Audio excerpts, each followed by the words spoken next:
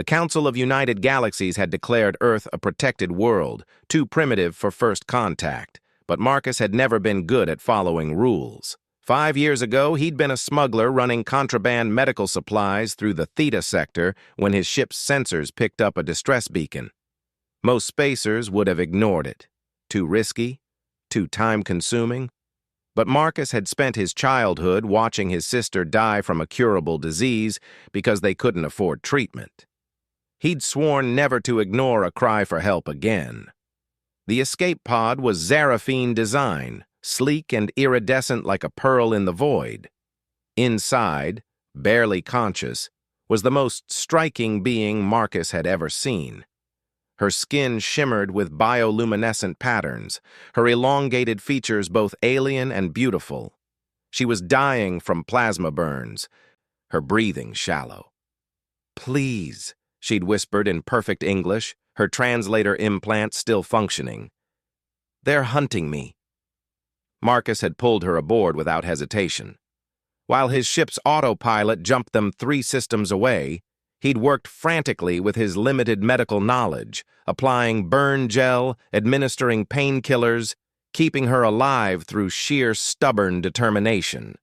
Humans might not have been the strongest or fastest species in the galaxy, but their refusal to give up was legendary. She'd told him her name was Isabella, though he later learned that was merely the closest human approximation. She was the crown princess of the Zaraphine Empire, fleeing an assassination attempt by her uncle's faction. For 3 days, they'd hidden in the asteroid fields of an unnamed system while her wounds healed and her people searched for her. They'd talked through those 3 days. She was fascinated by humanity, by their art, their stubborn hope, their capacity for both terrible violence and remarkable kindness. He told her about Earth, about the music he loved, the food he missed, the sister he'd lost. She told him about the weight of duty, the loneliness of power, the hundreds of worlds that depended on her survival. On the 3rd night, as her wounds finally closed and her rescue ships approached, something shifted between them. The kiss was tentative at first, a bridge between 2 different worlds. What followed was a connection neither had expected, urgent, tender, and achingly brief. By morning, her royal fleet had arrived. Isabella had stood in his cargo bay, her recovery nearly complete, her bioluminescent patterns glowing with an emotion he couldn't name. "Come with me," she'd said. Marcus had looked at his battered ship, at the contraband medicine in his hold, destined for colony worlds that couldn't afford legal channels. "I can't.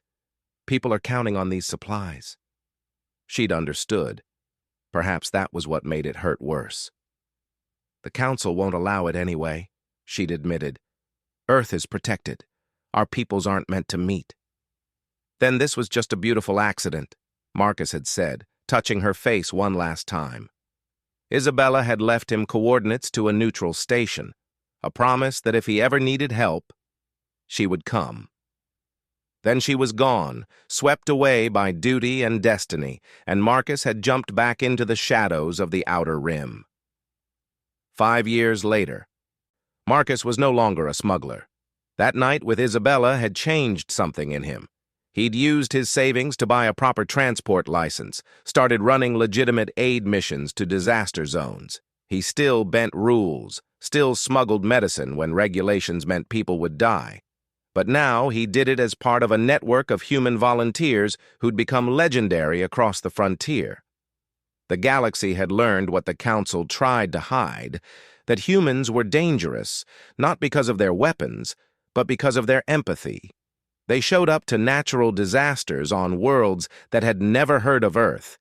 They shared their medical knowledge freely. They refused to let bureaucracy determine who deserved help. Marcus was delivering antibiotics to a plague-stricken mining colony when his ship's communications array lit up with a priority signal. The encryption was Zaraphine Royal Code. "Marcus Chen." Her voice, after 5 years, still sent electricity down his spine. "I need you." He changed course immediately, no questions asked. The coordinates led to a diplomatic station near the galactic core. When he docked, Isabella was waiting in the private hangar, flanked by guards in ceremonial armor. She was different now, regal, commanding, her bioluminescent patterns complex and controlled. She wore the crown, both literally and figuratively, but when she saw him, her patterns flickered with the same colors they'd shown that last night on his ship. "My queen," Marcus said, bowing awkwardly. "Don't," she said softly, waving her guards back.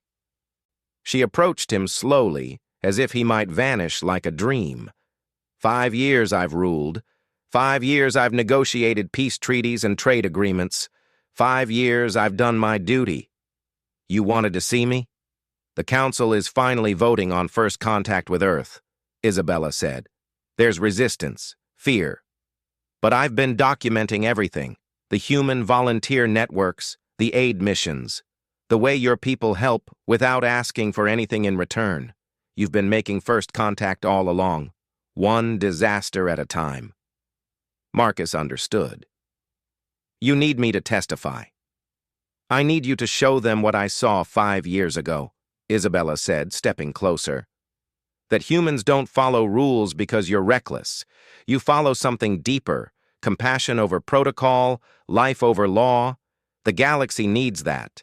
I need... She stopped, and her bioluminescent patterns flickered with vulnerability. I never stopped thinking about you, Marcus admitted. That night was... The night I fell in love with humanity, Isabella finished. And with one particular human who couldn't ignore a distress call? Marcus smiled. The familiar defiant grin that had gotten him into trouble across a dozen systems. So what happens now?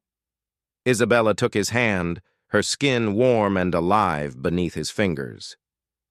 Now you help me change the galaxy. Again. And this time, maybe we don't have to say goodbye. Outside the station, Earth's first official delegation was arriving. Marcus had helped smuggle them past council restrictions, naturally, because that's what humans did. They showed up, they helped, and they refused to accept that the rules were more important than doing what was right. The alien queen and the stubborn human smuggler stood together, ready to face the council and demand humanity's place among the stars. Some accidents, it turned out, were destiny.